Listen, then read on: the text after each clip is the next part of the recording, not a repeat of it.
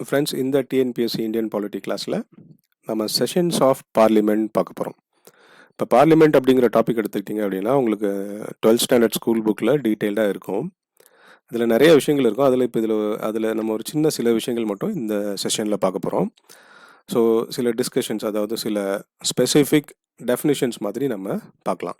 So இந்த sessions start பண்ணுறதுக்கு முன்னாடி இது ரிலேட்டடான ஒரு சில ப்ரீவியஸ் இயர் டிஎன்பிஎஸ்சி கொஸ்டின்ஸ் பார்த்துடலாம். ஸோ இங்கே நான் வெறுமனே உங்களுக்கு கொஸ்டின் ரீட் பண்ண போகிறேன். நீங்கள் அந்த கொஸ்டின்ஸ் அப்படியே மைண்டில் வச்சுக்கோங்க. ஸோ தட் பின்னாடி நம்ம கிளாஸில் டிஸ்கஸ் பண்ணும்போது இந்த கொஸ்டின்ஸ்க்கு நீங்கள் ஆன்சர் பண்ண ட்ரை பண்ணலாம். ப்ளஸ் இப்போ நாம் பார்க்க போகிற டாப்பிக்கில் எப்படி கொஸ்டின்ஸ் கேட்பாங்க அப்படிங்கிற ஐடியாவும் உங்களுக்கு இருக்கும். ஓகேங்களா? ஸோ இதில் ஃபர்ஸ்ட் கொஸ்டின் பாருங்கள். Which one of the following is not a formally prescribed device available to the members of parliament? Second question பாருங்க. maximum permissible gap between two sessions of parliament. பார்லிமெண்ட்டில் 2 செஷனுக்கு நடுவில் மேக்ஸிமம் என்ன gap இருக்கலாம்? அடுத்து question அவர் அப்படின்னா என்ன அப்படிங்கிறது ஒரு question. What is the quorum? அதாவது மினிமம் ஒரு பார்லிமெண்ட்டில் இப்போது சட்டசபை இல்லை பார்லிமெண்ட்டு நாடாளுமன்ற சபை கூட்டுறாங்க இல்லையா? ஸோ அந்த மாதிரி கூட்டும்போது மினிமம் எத்தனை பேர் இருக்கணும், அதை ரன் பண்ணணும், அங்கே பிஸ்னஸ் ட்ரான்சாக்ஷன் நடக்கணும் அப்படின்னா மினிமம் எத்தனை பேர் இருக்கணும் அப்படிங்கிற கொஸ்டின் இந்த கொஸ்டின் நம்பர் 4. ஸோ அதுதான் குவாரம் அப்படிம்பாங்க. நெக்ஸ்ட்டு ஒரு 4 செஷன்ஸ் கொடுத்துட்டு budget, monsoon, money bill, winter session அதை மேட்ச் பண்ண சொல்லியிருக்காங்க. ஓகேங்களா? ஸோ இந்த 5 கொஸ்டின் அப்படியே லைட்டாக மைண்டில் வச்சுக்கோங்க. இதை வச்சு நாம் டிஸ்கஸ் பண்ணுவோம். ஸோ பார்லிமெண்ட்டில் நிறைய டெஃபினேஷன்ஸ் நமக்கு தெரியணும். ஸோ இந்த இதில் நம்ம ஜஸ்ட் என்ன பண்ண போகிறோம் அப்படின்னு பார்த்தீங்கன்னா செஷன்ஸ் மட்டும் பார்க்க போகிறோம். ஸோ பார்லிமெண்ட்டில் என்னென்ன செஷன்ஸ்லாம் இருக்குது அப்படிங்கிறத பார்க்க போகிறோம். ஓகேவா? ஸோ யூஸ்வலாக பார்லிமெண்ட்டில் பார்த்தீங்கன்னா 3 செஷன் நடக்கும். ஒன்று first budget session, second monsoon session, third winter session. So காமனாக பார்த்தீங்கன்னா பார்லிமெண்ட்டில் இந்த 3 செஷன் நடக்கும். பட்ஜெட் செஷன் பார்த்தீங்கன்னா ஃபெப்ல ஸ்டார்ட் பண்ணி மே வரைக்கும் போகும் மேக்ஸிமம். மான்சூன் செஷன் அப்படிங்கிறது July to September. And winter session அப்படிங்கிறது நவம்பர் டு டிசம்பர், குளிர்கால நாடாளுமன்ற கூட்டம் இல்லையா? இப்போ கரண்ட்டாக இதுதான் போயிட்டு இருக்குது. இப்போ இந்த கிளாஸ் நான் சொல்லும்போது இப்போ டிசம்பரில் இருக்கும். ஸோ கரண்ட்டாக இந்த செஷன் தான் போயிட்டு இருக்குது. So totally 3 session. எக்ஸாமில் இது அப்படியே கூட கேட்பாங்க. நம்ம ஒரு கொஸ்டினில் பார்த்தோம் மேட்ச்சில். இப்போ இந்த செஷன்ஸ் பார்த்தீங்கன்னா ஒரு பார்லிமெண்ட் செஷன் ஸ்டார்ட் ஆகும்போது ஃபஸ்ட்டு அதை என்ன சொல்லுவாங்க, சம்மனிங் அப்படின்னு சொல்லுவாங்க. அந்த நாடாளுமன்றத்தை கூட்டுறாங்க இல்லையா, அதை சம்மனிங் அப்படின்னு சொல்லுவாங்க. ஸோ சப்போஸ் இப்போ வின்டர் செஷன் ஸ்டார்ட் பண்ண போகுது அப்படின்னா மோஸ்ட் ஆஃப் தி டைம் பார்த்தீங்கன்னா பிரசிடெண்ட் தான் அதை ஸ்டார்ட் பண்ணி வைப்பார். ஸோ பர்டிகுலர் டைமில் அந்தந்த டைம் வரும்போது பிரசிடெண்ட் என்ன பண்ணுவார், அவர் தான் சம்மன் பண்ணுவார். அப்போது ஒரு ஹவுஸ், லோக்சபா, ராஜ்யசபா, அதை சம்மன் பண்ணுறது யார் அப்படின்னு கேட்டாங்க அப்படின்னா அது பிரசிடெண்ட். அதே மாதிரி இப்போ நம்ம பார்த்தோம், யூஸ்வலாக ஒரு வருஷத்துக்கு 3 செஷன் நடக்கும் அப்படின்னு பார்த்தோம். ஆனால் ஒரு இக்கட்டான சூழ்நிலை வருது அப்படிங்கிற பட்சத்தில் மினிமம் 6 மாதத்துக்கு ஒரு வாட்டி ஒரு செஷன் நடத்தி ஆகணும். விச் மீன்ஸ் வருஷத்துக்கு மினிமம் 2 செஷனாவது நடத்தணும். சரி, வருஷத்துக்கு 3 செஷன் நடக்கும். But in any case minimum 2 செஷனாவது நடக்கணும். அப்போ ஒரு 2 செஷனுக்கு நடுவில் மேக்ஸிமம் கேப் என்ன இருக்கலாம், 6 months. So it cannot be more than 6 months அப்படிங்கிறது சொல்லுவாங்க. ஓகேங்களா? ஸோ பிரசிடென்ட் சம்மன் பண்ணுறாரு, 2 செஷனுக்கு நடுவில் மேக்ஸிமம் கேப் 6 months இருக்கலாம். நெக்ஸ்ட்டு நம்ம பார்க்க போகிற டேர்ம் அட்ஜர்ன்மெண்ட். ஓகேங்களா? ஸோ நெக்ஸ்ட்டு நம்ம பார்க்க போகிற டேர்ம் அட்ஜர்ன்மெண்ட். இப்போ நம்ம நாடாளுமன்றம் நடக்கும்போது பார்த்தீங்கன்னா அப்பப்போ நீங்கள் டிவிலையோ இல்லை நியூஸ் பேப்பரில் பார்த்தீங்கன்னா அமளியால் ஒத்தி வைக்கப்பட்டது அப்படின்னு சொல்லுவாங்க. அந்த ஒத்தி வைக்கப்பட்டது அப்படின்னு சொல்கிறோம் இல்லையா, அதுதான் இந்த அட்ஜர்ன்மெண்ட். 2 மணிக்கு ஒத்தி வைக்கப்பட்டது, 4 மணிக்கு ஒத்தி வைக்கப்பட்டது, இல்லை ஒரு 2 நாள், 2 days, ஆஃப்டர் 2 days, இல்லை ஆஃப்டர் 1 week அப்படின்னு ஒரு ஸ்பெசிஃபிக்காக டைம் சொல்லி அதை ஒத்தி வைக்கிறாங்க இல்லையா, அதுதான் இந்த அட்ஜர்ன்மெண்ட். ஸோ அட்ஜர்ன்மெண்ட் என்ன பண்ணுது, சஸ்பெண்ட்ஸ் தி ஒர்க். அங்கே என்ன வேலை நடந்துட்டு இருக்கோ அதை சஸ்பெண்ட் பண்ணிவிட்டு ஒரு பர்டிகுலர் டைமுக்கு ஒத்தி வைக்கிறது. ஸோ இதுதான் அட்ஜர்ன்மெண்ட். அதே மாதிரி நெக்ஸ்ட் டேர்ம் பாருங்கள், பெரிய டிஃப்ரென்ஸ் இருக்காது. அட்ஜர்ன்மெண்ட் சைன் டை அப்படின்னு சொல்லுவோம். ஸோ இதில் என்னன்னு பார்த்தீங்கன்னா டைம் சொல்லாமல் ஒத்தி வைக்கிறது. For an indefinite period. இதில் டெஃபினேஷன் பார்த்தீங்க அப்படின்னா ஃபார் அன் இன்டெஃபினைட் பீரியட் அப்படின்னு சொல்லியிருப்போம். இப்போது அட்ஜர்ன்மெண்ட்டில் டைம் சொல்லி ஒத்தி வைக்கிறது.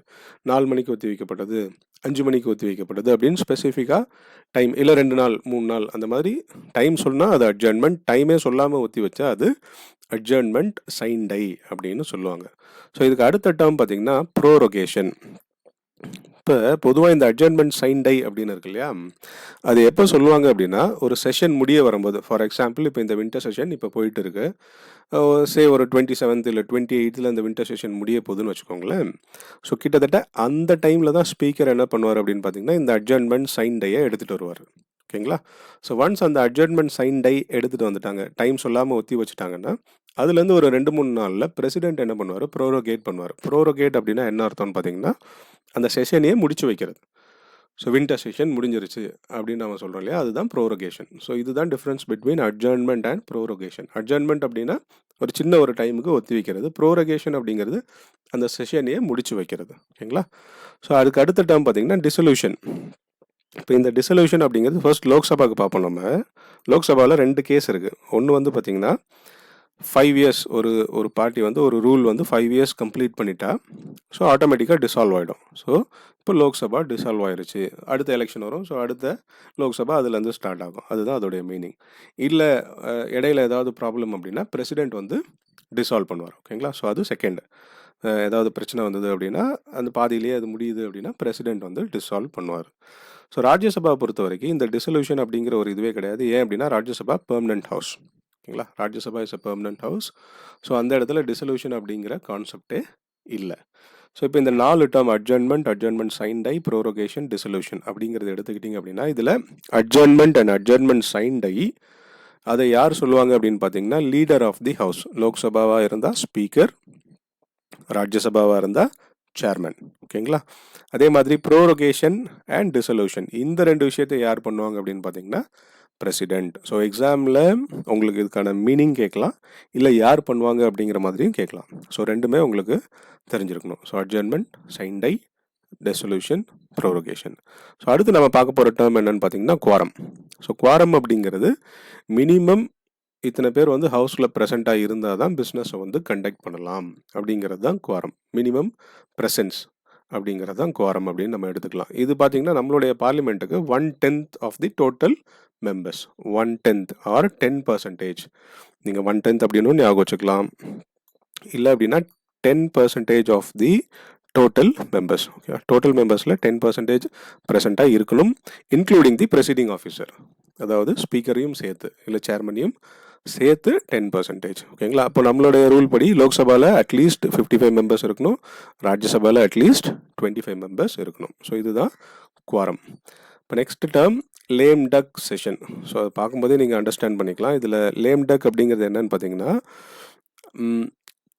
Last session of the Lok Sabha. இப்போ இந்த கவர்மெண்ட்டோடைய கடைசி செஷன், அடுத்த எலெக்ஷன் வந்திருக்கும், அவங்களுடைய ஆட்சி மாறப்போகுது, இல்லை அவங்களே புதுசாக கண்டினியூ பண்ண போகிறாங்க. ஸோ அதுக்கு முன்னாடி ஒரு செஷன் நடக்கும் இல்லையா, அந்த இப்போ கரண்ட் கவர்மெண்ட்டோடைய கடைசி செஷன், அதை தான் நாம் லேம் டக் செஷன் அப்படின்னு சொல்லுவோம். ஓகேங்களா? ஸோ இது லேம் டக் செஷன். அந்த மாதிரி இப்போ பார்லிமெண்ட்டில் பார்த்தீங்கன்னா நிறைய டிவைசஸ் இருக்கும். இப்போ இதில் நம்ம 2 டிவைசஸ் டிஸ்கஸ் பண்ண போகிறோம். நிறைய டிவைசஸ் இருக்கும். ஆக்சுவல் கிளாஸஸில் நம்ம எல்லா டிவைசஸையும் கம்ப்ளீட்டாக பார்த்துறோம். அதாவது பார்லிமெண்ட்டில் என்னென்ன விஷயங்கள் நடக்குதோ எல்லாத்தையுமே ஆக்சுவல் கிளாஸஸில் பார்ப்போம். இதில் 2 விஷயங்கள் நம்ம பார்க்கலாம். ஃபர்ஸ்ட் ஒன் வந்து கொஸ்டின் ஹார். ஓகேங்களா? ஸோ இப்போ நம்ம பார்த்தோம் மான்சூன் செஷன், வின்டர் செஷன் அப்படின்லாம் டிஃப்ரெண்ட் செஷன்ஸ் பார்த்தோம் இல்லையா. இப்போ இன்றைக்கி வந்து காலையில் செஷன் ஸ்டார்ட் பண்ணுறாங்க அப்படின்னா எப்பயுமே பார்த்திங்கன்னா 2 செஷன் இருக்கும். ஃபர்ஸ்ட் வந்து morning session 11 to 1 PM, 11 AM to 1 PM. Second session பார்த்திங்கன்னா 2 PM to 6 PM. ஸோ இதில் ஃபஸ்ட்டு ஹவர் இருக்கு இல்லையா, செஷன் ஸ்டார்ட் பண்ணி ஃபஸ்ட்டு ஹவரை என்ன சொல்லுவாங்க, கொஸ்டின் ஹவர் அப்படின்னு சொல்லுவாங்க. ஓகேங்களா? இது வந்து நம்ம கொஸ்டின் ஹவர் அப்படின்னு சொல்லுவாங்க. ஸோ இதில் என்ன பண்ணுவாங்கன்னு பார்த்திங்கன்னா மினிஸ்டர்ஸை வந்து நம்ம கொஸ்டின் பண்ணலாம். ஸோ செஷன் ஸ்டார்ட் ஆகிறதுக்கு முன்னாடி என்ன பண்ணியிருப்பாங்க, ஸ்பீக்கர் கிட்ட பெர்மிஷன் வாங்கியிருப்பாங்க, அது என்ன கொஸ்டின் அப்படிங்கிறதையும் கொடுத்துருப்பாங்க. ஸோ அதுக்கு நாம் அந்த பார்லிமெண்ட்டில் வந்து அந்த கொஸ்டின் கேட்டு அதுக்கான ஆன்சர்ஸை வாங்குவாங்க. இது வந்து கொஸ்டின் ஹவர். இதில் வந்து 3 டைப் ஆஃப் கொஸ்டின்ஸ் இருக்குது. ஒன்று வந்து பார்த்திங்கன்னா starred question, unstarred question, short notice question. இதில் ஃபஸ்ட்டு ஸ்டார்டு கொஸ்டின், அதாவது ஸ்டார் போட்ட கொஸ்டின் இருக்கும். இப்போ ஸ்டார் போட்டு கொஸ்டின் இருந்தது அப்படின்னா இப்போ மினிஸ்டர் வந்து அதுக்கு என்ன பண்ணணும், ஓரலாக ஆன்சர் கொடுப்பார். ஓகேங்களா? இப்போ ஆப்போசிட் பார்ட்டிலேருந்து ஒருத்தர் வந்து ஸ்டார் போட்டு ஒரு கொஸ்டினை சப்மிட் பண்ணியிருக்காரு அப்படின்னா மினிஸ்டர் வந்து அதுக்கு ஓரலாக ஆன்சர் கொடுக்கணும். ரிமெம்பர், எதுவுமே ஸ்பாட்டில் கேட்க மாட்டாங்க, எல்லாமே வந்து ஆல்ரெடி ஸ்பீக்கர் கிட்ட கொடுத்துருப்பாங்க. ஸோ ஸ்பீக்கருடைய கரஸ்பாண்டிங் மினிஸ்டருக்கும் போயிருக்கும். ஸோ அவர் ஆன்சர் ரெடி பண்ணிட்டு தான் வந்திருப்பாங்க. அப்போது ஓரல் கொஸ்டின் கேட்கும்போது ஓரலாக ஆன்சர் பண்ணும்போது அதுக்கு சப்ளிமெண்ட்ரி கொஸ்டின்ஸும் இருக்கலாம். இப்போ ஒரு கொஸ்டின் கேட்பாங்க, மினிஸ்டர் ஆன்சர் பண்ணுவார், மறுபடியும் அந்த கொஸ்டினை ரைஸ் பண்ணுவார், ஒரு ஓரல் மறுபடியும் ஒரு சப்ளிமெண்ட்ரி கொஸ்டின் அது ரிலேட்டடாக சப்ளிமெண்ட்ரி கொஸ்டின்ஸும் கேட்கலாம். இது வந்து ஸ்டார்டு கொஸ்டின். இப்போ ஸ்டார் இல்லாமல் கொஸ்டின் கேட்டாங்க அப்படின்னா அதுக்கு மீனிங் என்னன்னு பார்த்தீங்கன்னா ஹேண்ட் ரிட்டனில் ஆன்சர் கொடுக்கணும். மினிஸ்டர் என்ன பண்ணணும், ஹேண்ட் ரிட்டனில் ஆன்சர் கொடுக்கணும். ஸோ இதில் வந்து சப்ளிமெண்ட்ரி கொஸ்டின்ஸ் இருக்காது. ஃபைனலாக பார்த்தீங்கன்னா ஷார்ட் நோட்டீஸ் கொஸ்டின். இது வந்து ஒரு 10 நாளைக்கு முன்னாடி தான் நோட்டீஸ் கொடுத்துருப்பாங்க. ஸ்பீக்கர் கிட்ட ஒரு 10 நாளைக்கு முன்னாடி நோட்டீஸ் கொடுத்து அதுக்கான கொஸ்டின். இதுக்கும் பார்த்தீங்கன்னா ஆன்சர் வந்து ஓரலாக பண்ணுவாங்க. ஸோ இப்போ இதில் நான் மினிஸ்டர்னு சொன்னேன். மினிஸ்டர் கிட்ட தான் கொஸ்டின் கேட்கணும் அப்படிங்கிற அவசியமும் கிடையாது. ப்ரைவேட் மெம்பர்கிட்டையும் கொஸ்டின் கேட்கலாம். So minister and private member difference என்னன்னு பார்த்தீங்கன்னா, இப்போ பார்லிமெண்ட்டில் இருக்கவங்க எல்லாருமே யார், எம்பிஸ். எல்லாருமே ஏதோ ஒரு தொகுதியிலேருந்து ஜெயிச்ச எம்பிஸ் தான் இருப்பாங்க.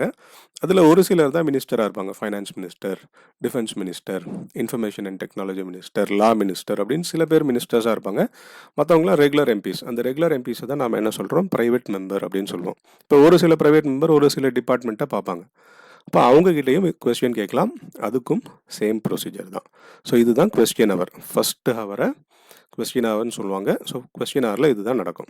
ஸோ நெக்ஸ்ட்டு பார்த்தீங்கன்னா 0 ஹவர். இது வந்து 1962 ஃபாலோ பண்ணுறாங்க. 0 ஹவர் அப்படிங்கிறது 1962 ஃபாலோ பண்ணுறாங்க. இது பார்த்தீங்கன்னா ரூல்ஸ் ஆஃப் ப்ரொசீஜர், அதாவது பார்லிமெண்ட்டில் இதை பற்றி எந்த மென்ஷனும் இருக்காது. எந்த இடத்துலையுமே பார்லிமெண்ட்டில் ரூல்ஸ் ஆஃப் ப்ரொசீஜரில் இதை ஃபாலோ பண்ணணும் அப்படின்னு ஒன்று இருக்காது. இது வந்து ஒரு இன்ஃபார்மல் டிவைஸ். ஓகேங்களா, இது வந்து ஒரு informal device available to the members of parliament. அதாவது இது எப்போ இருக்கும் பார்த்தீங்கன்னா, இந்த கொஸ்டின் ஹவர் முடிஞ்சு அதுக்கு அடுத்து ரெகுலர் பிஸ்னஸ் ஸ்டார்ட் ஆகும். அண்ணன் வேலையை ஸ்டார்ட் பண்ணுறதுக்கு முன்னாடி நடுவில் ஒரு டைம் இருக்குது அப்படின்னா அந்த டைமில் கொஸ்டின்ஸ் கேட்பாங்க. ஸோ இதுக்கு வந்து நோட்டீஸ்லாம் கொடுக்கணும், முன்னாடியே வந்து நோட்டீஸ் கொடுத்துருக்கணும் அப்படிங்கிற அவசியம்லாம் கிடையாது. ஜஸ்ட் ஒரு டிஸ்கஷன் மாதிரி. ஸோ கொஸ்டின்ஸ் கேட்பாங்க, ஆன்சர் பண்ணுவாங்க. இதுதான் 0 ஹவர் அப்படின்னு சொல்லுவாங்க. இது நிறைய கண்ட்ரி பார்லிமெண்ட்ஸில் இருக்காது, இந்தியாவில் தான் இருக்குது. ஓகேங்களா, ஸோ இது 0 ஹவர். 0 ஹவர் பற்றி நீங்கள் ஞாபகம் வச்சுக்க வேண்டியது 2 விஷயம். எந்த வருஷத்துலேருந்து அண்ட் அது என்ன மாதிரியானது, இன்ஃபார்மல் டிவைஸ் அப்படிங்கிறது ஞாபகம் வச்சுக்கணும். ஓகேங்களா, ஸோ இந்த மாதிரி இன்னும் நிறைய டிவைசஸ் இருக்குது. இப்போ இதில் நம்ம இதோட முடிச்சுக்கலாம். ஓகேங்களா, ஸோ இப்போ இதை பேஸ் பண்ணி நாம் இனிஷியலாக பார்த்தோம் இல்லையா சில கொஸ்டின்ஸ், அதுக்கு ஆன்சர் பண்ண ட்ரை பண்ணுவோம். ரைட், ஸோ இதில் பாருங்கள், first question, which one of the following is not a formally prescribed device. அதாவது இன்ஃபார்மல் டிவைஸ் எது அப்படின்னு கேட்குறாங்க. இப்போ தான் பார்த்தோம், அது 0 hour. Maximum permissible gap between 2 sessions of parliament 6 months. அதாவது வருஷத்தில் அட்லீஸ்ட் 2 முறை நடக்கணும் அப்படின்னா ஆப்வியஸ்லி 6 months இருக்கணும். கொஸ்டின் ஹவர் அப்படிங்கிறது என்ன, first hour of the sitting of both the houses. So அந்த முதல் ஹவரை தான் நாம் என்ன சொல்கிறோம், கொஸ்டின் ஹவர் அப்படின்னு சொல்கிறோம். What is the quorum? So இதில் நம்பர்ஸாக கொடுத்துட்டாங்க. சில நேரத்தில் 10%, 1/10 அப்படின்னு கொடுக்கலாம். நம்பர்ஸாக கொடுத்துட்டாங்க. ஸோ நம்பர்ஸாக கொடுத்துட்டாங்கன்னா 55 in Lok Sabha, 25 in Rajya Sabha. Next match, அதில் பட்ஜெட், மான்சூன், வின்டர் மூணுமே இருக்குது. Budget Feb, monsoon July, winter November. Money bill அப்படிங்கிறது இது நம்ம இங்கே பார்க்கல. Anyways it is related with Lok Sabha.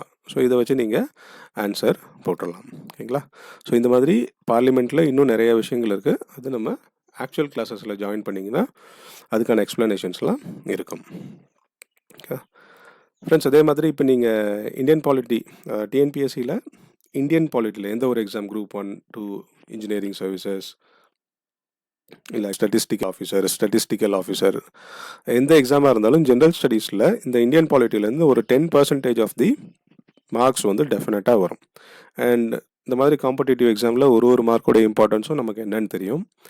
Indian பாலிட்டியில் நீங்கள் ஃபுல் மார்க்ஸ் ஸ்கோர் பண்ணணும் அப்படின்னு நினச்சிங்க அப்படின்னா என்னுடைய இந்தியன் பாலிட்டி ஆன்லைன் கிளாஸில் நீங்கள் ஜாயின் பண்ணலாம். அதுக்கான ஃபீஸ் என்னென்னு பார்த்தீங்கன்னா ஜஸ்ட் ₹500 தான். உங்களுக்கு இன்னும் டீட்டெயில்ஸ் வேணும், இதை பற்றின டீட்டெயில்ஸ் வேணும்னா டூ காண்டாக்ட் மீ. ஸோ இதில் உங்களுக்கு காண்டாக்ட் நம்பர், வாட்ஸ்அப் நம்பர்லாம் இருக்குது. ஸோ அதில் உங்களுக்கு டைமிங், எப்போ ஸ்டார்ட் பண்ணுறோம், என்ன மாதிரி கிளாஸஸ் இருக்கும் அப்படிங்கிற டீட்டெயில்ஸ், டெஸ்ட்டெல்லாம் எங்கெங்கே எப்படி இருக்கும், எல்லா டீட்டெயில்ஸும் உங்களுக்கு வேணும் அப்படின்னா நீங்கள் காண்டாக்ட் பண்ணுங்கள். கண்டிப்பாக உங்களுக்கு நான் அதில் டீட்டெயில்ஸ் தரேன். தேங்க்யூ.